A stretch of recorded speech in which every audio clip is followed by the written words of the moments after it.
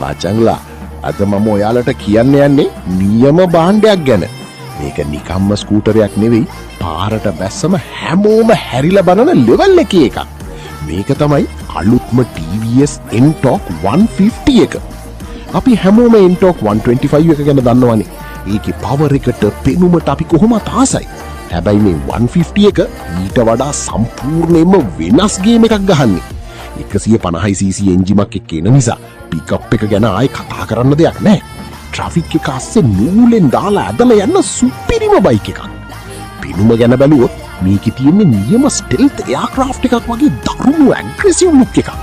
LED headlight එකයි අලුත් graphics ටිකයි දැක්කම ඕනම එකෙක්ට පිස්සු හැදෙනවා. හැබැයි මචං මේකේ හොඳම හරිය තියෙන්නේ මේකේ ටෙක්නොලොජි එකේ. ඔයාලට පුළුවන් තමන්ගේ ස්මාර්ට්ෆෝන් එක මේකට කනෙක්ට් කරගන්න.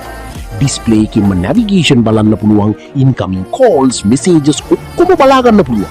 ඒ කියන්නේ පාරවල් හොය ෆෝන් එක අතට ගන්න වද වෙන්න ඕනේ නෑ.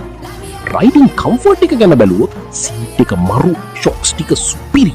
දුර ගමනක් ගියත් කිසිම මහන්සියක් නෑ. අනික බ්‍රේකින් සිස්ටම් එක පට්ටම ෂුවර්. ඉතින් මචං ඔයා හැමදාම එකම විදිහේ ස්කූටර් පදින්න අකමැති.